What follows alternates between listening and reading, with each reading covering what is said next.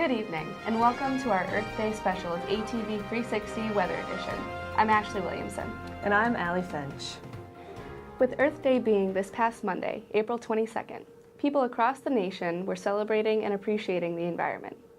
Our own Atmospheric and Environmental Science Department here at Albany celebrated on April 13th with an event for local families, students, and faculty. With many activities and learning opportunities, Family Earth Day was a huge hit with children in the area. A warm, calm weather day allowed for a successful balloon launch, group tree planting, and many other events. Students in the department volunteered their time to help out and give insight into what Earth Day is all about. On the 7th Family Earth Day at the university, solar observations were made outside, while crafts inside included making clouds in a bottle and storm surge experiments with sugar cubes. How fun! With the collaboration of everybody involved to make the event succeed, the true unifying spirit of Earth Day was captured. If you or anyone you know in the Albany area has kids, make sure to check out next year's celebration with us on campus. What a great way to bring the community together and celebrate, isn't it? It is. What an inspiring event. Lucky for them, the weather was cooperating. This past weekend has been brutal for the southern states as severe weather outbreaks slammed the region. On Friday, Mississippi Governor Phil Brandt declared a state of emergency after violent tornadoes left a trail of destruction Thursday afternoon.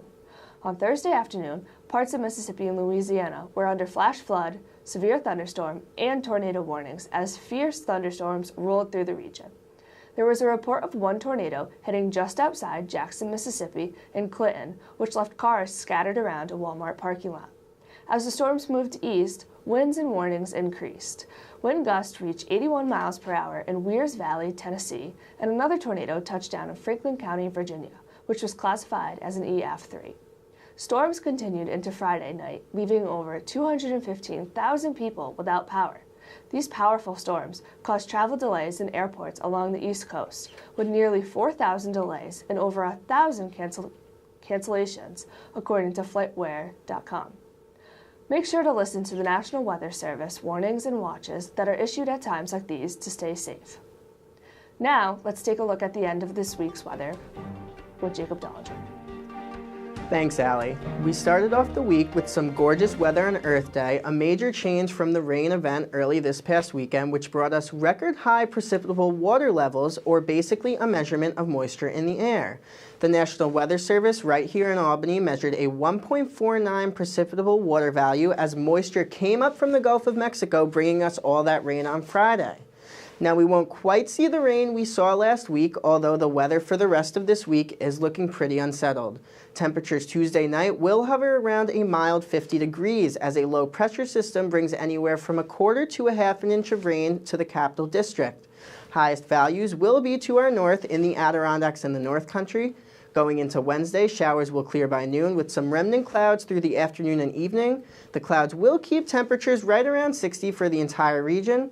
With clearing later in the day, expect cooler temperatures as we get that surface cooling at night, with lows in the 40s in the valley regions, and we could even see lows bottoming out in the 30s in our higher elevations.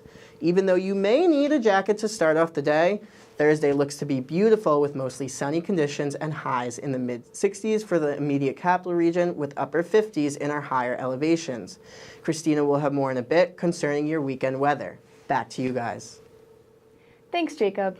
Tonight we'll be covering some global seismic activity. Taking a look across the world, in the Philippines, an earthquake of magnitude 6.1 took place on Monday, April 21st. Just after 5 o'clock p.m., Pampanga, a province on the main island northwest of the nation's capital, was in a state of panic as tall buildings became unsteady and roadways began to crack. According to Reuters, buildings as high as 4 stories collapsed, leaving victims trapped and in need of rescue. The Philippines' location lends itself to be an earthquake-prone area, as it is located on the Pacific Ring of Fire. This region has many fault lines between the Earth's tectonic plates, leaving the area susceptible to natural disasters like typhoons, volcanic eruptions, and earthquakes. According to Forbes, the Ring of Fire is where 90% of the world's earthquakes are located. Multiple airlines and train systems paused operations for the day, and schools in the area were not in session on Tuesday, the 22nd. At a depth of only 20 kilometers, the damage to the cities nearby is expected to be significant. With natural disasters being frequent near the Philippines, we can only hope that they have enough time to recover before an anticipated next quake. It's some devastating news, but we'll keep the Philippines in our thoughts for the next few days, right, Allie? Absolutely. We'll keep them in our prayers.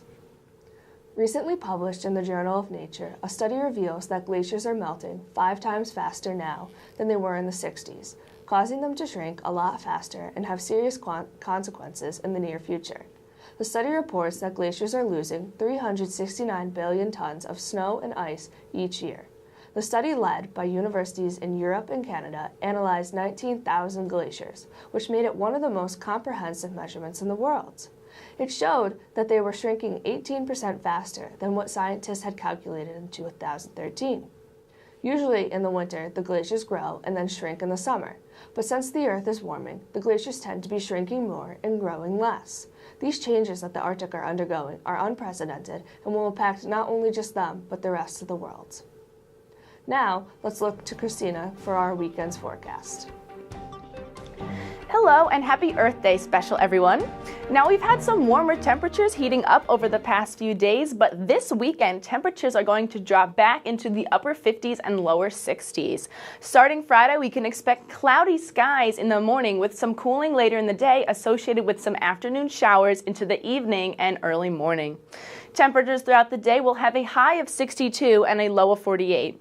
Saturday morning, we can expect clearer and mostly sunny skies with temperatures mainly in the upper 50s with a high of 58 and a low of 43, along with some breezy winds. Sunday, we can expect some slightly warmer temperatures with a high of 63 and a low of 45. We can also expect partly cloudy skies with a slight chance of showers moving in towards the evening. For those of you heading out Friday night, be sure to grab your umbrellas and then enjoy some sunshine on Saturday by stopping by to watch our Albany women's lacrosse team play UMBC at noon. Back to you, Ashley. Thanks, Christina. Well, thank you guys for watching, and be sure to tune in again for our next segment of ATV 360 Weather Edition.